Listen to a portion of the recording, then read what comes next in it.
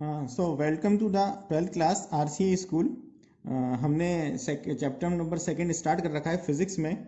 और इसमें हम अब आज का टॉपिक जो है वो हमारा है समान रूप से आवेशित गोलीय कोश के कारण विद्युत क्षेत्र की तीव्रता। ठीक है, तो इसमें हम यहाँ पर 3 पॉइंट में निकालते हैं। एक तो निकालेंगे गोलीय कोश के बाहर, सेकंड पृष्ठ पर, और थर्ड अंदर। ठीक है, तो हम ये लें कि भाई हमारे पास एक कैपिटल आर त्रिज्या का एक क्या है, एक गोलीय कोश है जिसके हम प्लस क्यू आवेश देते हैं। तो ये प्लस क्यू आवेश जो है वो कोश के बाहर समान रूप से उसके पृष्ठ पर वितरित हो जाता है। ठीक है, तो इसमें हम 3 पॉइंट पढ़ने वाले हैं। तो यानी बिंदु पी की स्थिति जो होंगी वो 3 होंगी। बिंदु पी एक तो गोलीय पृष्ठ के बाहर होगा, ठीक है, और एक बार अंदर होगा और एक बार पृष्ठ पे होगा। ठीक है, तो हम ये लेके चल रहे हैं कि देखो डायग्राम में एक ही बना रहा हूँ, है ना। तो डायग्राम ध्यान से समझने की बात है। सबसे पहले लें कि भाई हमारे पास एक गोलीय कोश है।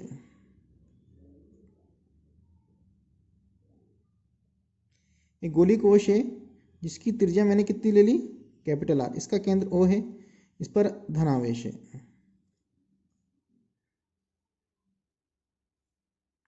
आवेश देते हैं तो आवेश मोस्टली धनावेश लिखा जाता है। ठीक है, उसके बाद अब देखो इसमें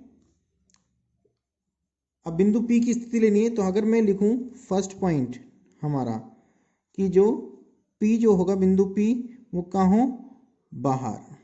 P कहाँ हो, बाहर हो। अब मैं कहीं पर भी बिंदु P ले लूं, ठीक है, तो कहीं पर भी बिंदु P गोले के बाहर लेना है कुल मिला के। ठीक है, तो फिर मैं यहाँ पर ले लूँ एक बिंदु P। ये बिंदु P यहाँ पर मुझे क्या निकालनी है, विद्युत क्षेत्र की तीव्रता निकालनी है। तो इसके लिए अब मैं क्या करूँगा, क्योंकि गाउस के नियम का उपयोग पढ़ना है तो मुझे गाउसियन प्रेस चाहिए। तो मैं क्या करूँगा, यानी अच्छा इससे दूरी कितनी होती है इसकी, ये होती है स्मॉल r, बिंदु P की दूरी। ठीक है, तो अगर मैं देखूं कैपिटल R और स्मॉल r, ठीक है, तो मुझे पता है कि स्मॉल r ज़्यादा है किससे, कैपिटल R से। कैसे पता लग रहा है कि स्मॉल बिंदु P की दूरी तो यहाँ तक है, ये बिंदु P यहाँ तक है और कैपिटल R तो यहीं तक ही रह गया। तो इस कौन सा R बड़ा हो गया भाई, ये तो यहाँ से लेके यहाँ तक है और ये यहीं रह गया, तो स्मॉल r बड़ा हो गया ये वाली स्थिति में। ठीक, तो अब देखो, तो मैं करूँगा एक गोलीय गाउसियन पृष्ठ की कल्पना करूँगा। गोलीय गाउसियन पृष्ठ की क्या करेंगे, कल्पना करेंगे, जिसकी त्रिज्या क्या हो जाएगी, स्मॉल r। ठीक है, तो अब देखो, अब मैं यहाँ पर ये अल्पांश ले लूँ बिंदु P पर, जिसकी दिशा E वेक्टर इधर ही होगी और ds वेक्टर भी इधर है। यानी यहाँ हमें पता है कि थीटा बराबर हमेशा क्या बनता है, 0। गोले के किसी बिंदु पर ले लो, हमेशा थीटा बराबर क्या बनेगा, 0 बनेगा। ठीक है, तो यहाँ पर हम निकालें तो हमें पता है कुल फ्लक्स, है ना। तो कुल फ्लक्स निकालूं मैं, तो गाउसियन पृष्ठ से संबंधित फ्लक्स, तो ये होगा फाई बराबर क्या होगा, Q upon epsilon naught. Phi बराबर Q अपॉन एप्सिलॉन नॉट। ठीक है, और संपूर्ण अगर मैं निकालूं फ्लक्स की परिभाषा तो क्या होती है, फाई बराबर इंटीग्रेशन E डॉट ds। और इसको मैं अगर ओपन करूं तो integration E ds cos theta लिखूंगा, लेकिन थीटा हमें बताएं यहाँ पर कितना है, 0। तो कितना आ जाएगा, कॉस 0। तो यानी E तो बाहर आ जाएगा क्योंकि गॉसियन पृष्ठ के लिए E का मान समान होता है। cos 0 का मान कितना हो जाएगा, 1। cos 0 1, तो सिर्फ क्या हो जाएगा, इंटीग्रेशन ds E। अब इंटीग्रेशन ds मतलब बिंदु P के लिए तो कितना हो जाएगा, संपूर्ण पृष्ठ का क्षेत्रफल 4 पाई r स्क्वायर। 4 पाई, अब r कौन सा काम में आएगा, जो बिंदु P की दूरी होती है वही r काम में आएगा, 4 पाई r स्क्वायर। ठीक है, तो हमारे पास एक तो ये आ गया, है ना।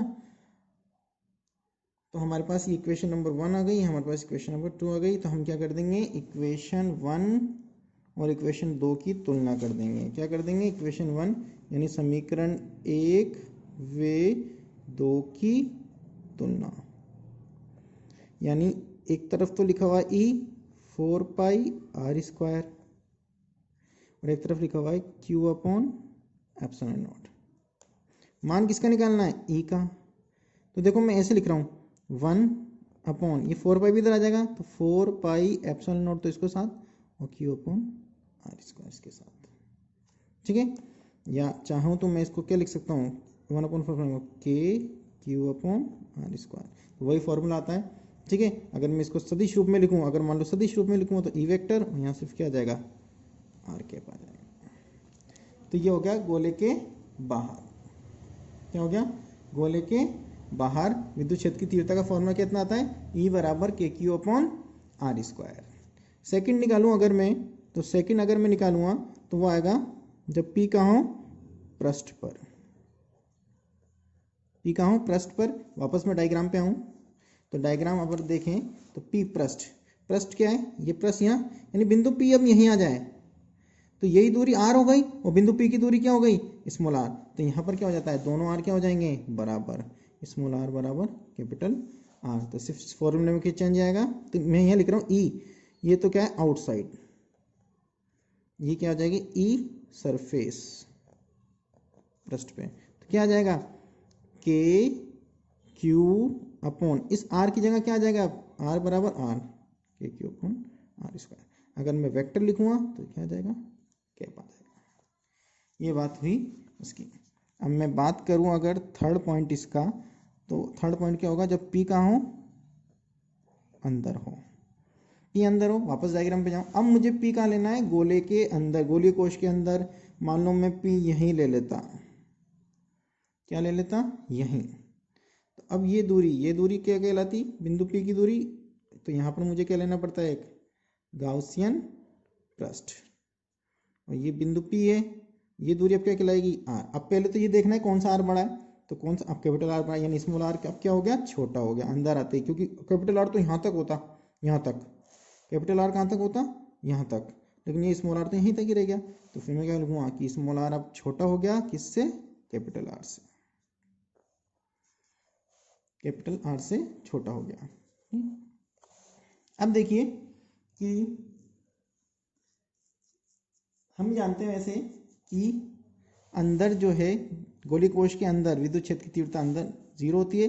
तो जब ई ही जीरो है, जब ई ही जीरो है तो फिर विद्युत क्षेत्र की तीव्रता वैसे अंदर जीरो होती है। तो अपन फ्लक्स से कोई मतलब ही नहीं निकालने से, तो यहाँ पर क्या आ गया, गोली अंदर तीव्रता कितनी आती है, ई बराबर जीरो, अर्थात गोलीय कोश के अंदर प्रत्येक बिंदु पर विद्युत क्षेत्र की तीव्रता कितनी होती है, जीरो होती है। गोलीय कोश के अंदर प्रत्येक बिंदु पर विद्युत, क्योंकि कोई आवेश उपस्थित नहीं है, क्या कोई आवेश उपस्थित नहीं है, इस जब आवेश ही नहीं है तो विद्युत क्षेत्र की तीव्रता भी नहीं होगी, यानी विद्युत क्षेत्र की तीव्रता का मान कितना आएगा, जीरो आएगा। ठीक है, तो इस प्रकार हमने टॉपिक पढ़ लिया समान रूप से आवेशित गोलीय कोश के कारण विद्युत क्षेत्र की तीव्रता का फॉर्मूला। इसमें इंपॉर्टेंट क्या है, इसका ग्राफ। अब देखो ग्राफ कैसे बनाएंगे इसमें हम, तो ग्राफ बनाने के लिए मैं जैसे एक छोटा सा मैं डायग्राम बना देता हूँ। ये डायग्राम जैसे अपन ने ये बनाया था, ये प्लस बनाया था ऐसे करके, गोली कोश बनाया था, मतलब गोली कोश, ये मैं इसके ड्रॉ कर देता हूँ एक लाइन सेंटर वाली, ठीक है। और ये आपका मिड पॉइंट हो गया। अच्छा ये लाइन जो है, ये लाइन ये किसकी हो गई, पृष्ठ की, ये भी लाइन पृष्ठ की। जब इससे बाहर जाऊंगा, इधर जाऊंगा तो बाहर हो जाएगा। उन्हें बताया बाहर जो रिजल्ट आया था, ठीक है, बाहर रिजल्ट क्या आया था, ई और आर में, बाहर रिजल्ट आया था ई और में के क्यू अपन आर स्क्वायर, यानी व्युत्क्रमानुपाती का। और व्युत्क्रमानुपाती के लिए ग्राफ कैसा आएगा, व्युत्क्रमानुपाती के लिए जैसे ही बाहर जाऊंगा तो व्युत्क्रमानुपाती ग्राफ आएगा घटता हुआ। व्युत्क्रमानुपाती का ग्राफ कैसा है, घटता हुआ। इधर भी लिखूंगा तो कैसा आएगा, घटता हुआ। क्यों, क्योंकि जो ई है वो व्युत्क्रमानुपाती है आर स्क्वायर के, इधर भी ई व्युत्क्रमानुपाती आर स्क्वायर। देखो जो ग्राफ बनाते हैं वो बनाते हैं हमारे रिजल्ट से, तो रिजल्ट 3 आए, एक तो ये बनाया सबसे पहले वाले के लिए। दूसरा कि जब ये हमें पता है कि कैपिटल आर था, ठीक है, कैपिटल आर, यानी ये दूरी कैपिटल आर होगी, ये दूरी भी कैपिटल आर होगी, ठीक है। तो ये पृष्ठ पर सबसे ज़्यादा होता है वैसे भी। और अंदर जैसे ही यहाँ आऊँगा, यानी ये वाला भाग अंदर कितनी होती है, जीरो। ये भी क्या है, इसके इधर अंदर, तो अंदर कितनी होती है, जीरो। तो ये ग्राफ बन गया हमारा गोलीय कोश के कारण। ये कई बार एग्जाम में भी पूछा गया है कि गोलीय कोश के कारण विद्युत क्षेत्र की तीव्रता का दूरी के साथ ग्राफ बनाइए। तो ये ग्राफ ऐसे आता है, ठीक है, इंपॉर्टेंट ग्राफ है, इसको ध्यान से समझने की बात है। ठीक है, अब हम आते हैं नेक्स्ट टॉपिक पर, और हमारा जो नेक्स्ट टॉपिक है वो है समरूप आवेशित।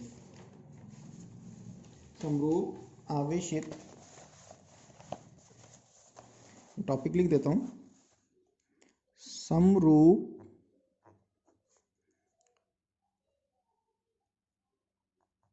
आवेशित अचालक गोले के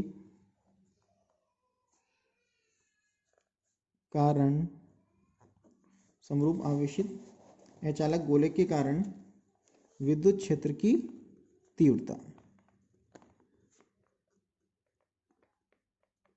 विद्युत क्षेत्र की तीव्रता, ठीक है, समरूप आवेशित गोलीय चालक के कारण। अब अचालक गोलन का मतलब क्या है कि अचालक गोला अचालक है, इसका मतलब ये नहीं है कि इसमें आवेश नहीं, आवेश है, लेकिन आवेश जो होगा वो परिबद्ध आयतन में होगा। क्या होगा? आवेश जो होगा वो कहाँ होगा? परिबद्ध आयतन में। तो इसके अगर डायग्राम की बात करें तो डायग्राम देखो, मैं डायग्राम वापस एक ही बनाऊंगा इसमें भी। तो मैं पहले एक तो गोला बना देता हूँ, सबसे पहले गोला ही बनाते हैं। इसका केंद्र O ले लिया, ये हो गई इसकी त्रिज्या R, और ये मैं क्या कर देता हूँ? आवेश। अचालक गोला इसलिए आवेश अंदर बनाएंगे। अगर गोलीय कोश होता या चालक गोला होता तो क्या बनाते? पृष्ठ पर बनाते। ठीक है, तो यहाँ पर भी वही तीन स्थितियां पढ़ेंगे हम, है ना, और तीन स्थितियां पढ़ेंगे अचालक गोले के बाहर, पृष्ठ पर और अंदर। ठीक है, लेकिन हमारे पास हमें पता है कि कैपिटल R त्रिज्या का एक अचालक गोला है जिसे हमने Q आवेश दे रखा है, कैपिटल Q हमने लिख दिया कि कैपिटल Q आवेश दे रखा है, इसे कैपिटल R त्रिज्या का है। तो ये आवेश जो होगा उसके संपूर्ण आयतन में फैल जाएगा। ठीक है, तो अगर मैं यहाँ पर आयतन की बात करते हैं तो हम क्या निकालते हैं यहाँ पर? हमेशा आयतन आवेश घनत्व। क्या निकालते हैं? आयतन आवेश घनत्व, जिसे हम लिखते हैं रो से। तो क्या होता है? आवेश बटा आयतन, आवेश आयतन कितना है इसका? 4/3 pi r cube, 4/3 pi r cube, ये होता है इसका मान। इक्वेशन नंबर 1 लिख देता हूँ मैं। चलो, आयतन आवेश आयतन ही निकलेगा, आयतन की बात कर रहे हैं तो। ठीक है, तो अब मैं बात करूँ इसकी कि जब बिंदु P कहाँ हो? बाहर। सेम कंसेप्ट वही जो पहले वाला, कि जब बिंदु P बाहर होगा तो मैं यहाँ पर बिंदु कोई से भी यहीं ले लूँ, चलो बिंदु P बाहर ले लूँ, तो यहाँ से लेके यहाँ तक की दूरी अब क्या हो जाएगी? Small r। तो कौन सा r बड़ा, कौन सा r? स्मॉल r बड़ा है किससे? कैपिटल R से, क्योंकि ये तो यहीं रह गया कैपिटल R, ये यहाँ तक है। वापस गाउसियन पृष्ठ की कल्पना करें, गाउसियन पृष्ठ की कल्पना करें। बिंदु P है, यहाँ पर एक अल्पांश ले लेते हैं, वही E वेक्टर और ds वेक्टर, E वेक्टर और ds वेक्टर, यानी थीटा बराबर 0 डिग्री, थीटा बराबर 0 डिग्री। ठीक है, तो वापस वही हम मान निकालें फ्लक्स का। तो सबसे पहले फाई बराबर क्या होता है? Q, हमने यहाँ कैपिटल Q काम में लिया है, इसलिए Q/ε0। फाई बराबर Q/ε0। दूसरा हम फाई निकालते हैं फ्लक्स की परिभाषा से, तो फाई होगा फ्लक्स की परिभाषा क्या होगी? E.ds EDS cos theta, cos 0 को 0 है यहाँ पर, cos 0, तो E बाहर आ जाएगा वापस और ds हो जाएगा। फाई बराबर E, और अब ds वापस क्या है? 4 पाई r स्क्वायर, 4 पाई r स्क्वायर। ठीक है, तो दोनों को बराबर कर दें, इसको भी और इसको भी। तो इधर तो आ रहा है E 4 पाई r स्क्वायर, और इधर आ रहा है Q/ε0। ठीक है, तो कितना आ गया ये? E बराबर 1/4 पाई ε0 और Q/ सेम रिजल्ट आ गया जो पहले आया था, सेम रिजल्ट आ गया जो पहले आया था, बस यहाँ स्मॉल Q लिखा हुआ था, यहाँ कैपिटल Q लिखा हुआ है, इतना सा फर्क है। ठीक है, तो इसके बाद जो है, तो ये हमने निकाल लिया रिजल्ट। तो E बराबर KQ/r स्क्वायर रिजल्ट आ गया इसमें। दूसरा कि अगर हम फिर क्या निकालेंगे? P जब कहाँ हो? पृष्ठ पर। P पृष्ठ पे होगा तो क्या होगा? स्मॉल r कैपिटल R के बराबर हो जाएगा। तो इस सूत्र में हम क्या कर देंगे? स्मॉल r की जगह कैपिटल R यूज़ कर देंगे, स्मॉल r की जगह कैपिटल R यूज़ कर देंगे। ठीक है, उसके बाद अगर हम अंदर निकालेंगे जब क्या हो, पी अंदर, ठीक है। तो उसके अंदर के लिए थोड़ी सी कैलकुलेशन करनी पड़ेगी, और कैलकुलेशन जो है वो हम अगले लेक्चर में करेंगे, ठीक है। Thank you.